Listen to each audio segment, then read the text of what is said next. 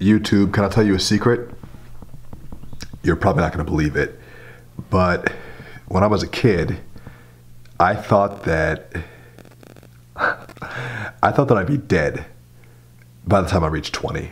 I thought that 20 seemed so far away and like such an impossible feat. Imagine 2 decades. Impossible. And now I'm coming to you live. And guess what? I'm 30. I can't really put into words, all the things I've learned up to this point. I don't think that would be even really useful for you because everyone learns something different. But what I can tell you is that at this point, the only thing I can say for certain is that I don't know if I'll ever reach whatever it is that I'm looking for. And I'm not sure if any of us do. So when my grandmother died, she left behind all these journals. And it's such an eerie, interesting, incredible thing to have these journals. They're handwritten journals that date all the way back to like the early 1980s, all the way to 2010. A lot of years, almost 30 years of journals. And it's so crazy to read someone else's perspective on their own life, especially when they don't think that anyone else is gonna ever read this stuff. I'm assuming she didn't think someone would read this stuff. And the one thing that kept coming up in her journal was like this search for whatever her purpose was. And up until, the end of the journals, she was still looking. And it seemed to me that at every turn, at every passing year, she was trying to close that gap between who she was in her head and her heart and what the reality of her life was. And I think maybe that's the key. It's not that we ever realize whatever our grand vision is for ourselves. I mean, yeah, we have goals and ambitions, and the vision certainly is what carries us through, especially through the tough times. But the goal maybe is to shrink that gap between what we have in our minds, our vision of who we want to be, what we have in our hearts of what we want to accomplish and what we want to give, and shrink that gap between those things and what we put out in the real world. And I think the closer you get to unifying those visions, the happier you get. And even if that line moves from year to year, where we're constantly wanting new things, we're constantly searching for new things, we're constantly bringing new ambitions into our life, just realizing that chase to close that gap is the journey. That's, for me, what I've learned. And I use a lot of things to try to chase that gap. This YouTube channel is one of those things. I use this channel as a way to get closer to you and also get closer to myself. A lot of these videos are just cathartic. And another thing I did was I wrote this down in my journal. I gave myself permission to feel successful. I know that might sound weird, coming from me, coming from the author, coming from the successful entrepreneur, blah, blah, blah. But sometimes I feel like I'm doing this all for me sometimes, and I'm not sure if you guys see what I see.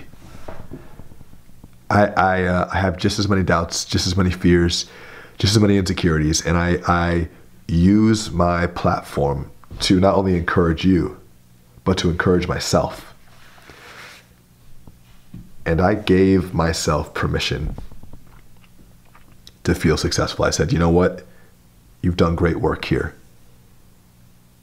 Yes, you have more that you want to accomplish and more ambition that you want to see fulfilled. But what you've done to this point, it's good. It's really good. You've created things that you're proud of. You've brought together people that you care about.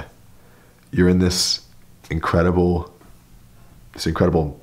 estate for your birthday. friends and clients and family in this space. You know, you've been around the world. That's success, because you're happy. I'm happy. And that's, I mean, what else is there? That's success. There can be more success, but it almost seems contradictory to search for more of what seems to be quite enough. It's like the bee that drowned itself in honey. There's enough of it to go around. So that was a big step for me. Just realizing that it was okay and that I had permission to call myself successful. Even though, like, in my everyday marketing, I'll use that as a position. Inside, sometimes inside, I have to remind myself that I am the person that's done those things, if that makes sense. And it was big. It was a big one. I'm just so fucking happy to be here. But yeah, just thank you for being here. You know, I'm hosting this retreat right now, this Alpha Intensive, and everyone's in bed right now. It just turned 12 o'clock. My voice is hoarse. I've been doing back-to-back retreats, seminars for the past 2 weeks. My voice is a little bit shot. I'm going to get a few hours of sleep before I have to get up again. But,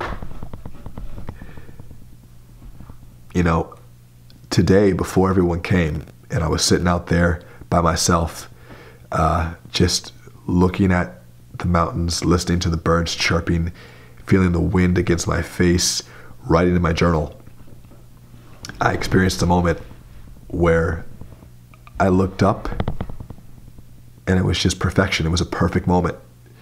I was signing copies of my book for the guests as they come in. And I realized that, like, there will be other great moments in my life. There will be other great moments in your life. There will be times where I'll be extremely happy and extremely sad. Goes up and down. But there was nothing I could have added to that moment out there this afternoon. Even though I know I'll have other great times, other great moments, there's nothing I could have added to that moment. It was utterly perfect. And no matter how far I go in my life, I want to remember that along the way, I'll have these perfect moments. These moments that don't need a single thing, that don't need anybody giving me a pat on the back, that don't need any more affirmation from outside sources, that don't need any money or social status attached to them. It's just this perfect feeling. I was sitting out there, looking into the woods, looking into the mountains, looking at this book that I created from my mind out of thin air, knowing that people were coming to this place to hear me speak, to be in my presence, and I created that. And I was just overwhelmed with, I guess it's gratitude, is really what it is. And I felt, just for a minute, I felt completely perfect and whole. And it's a great way to feel at 30. It's a great way.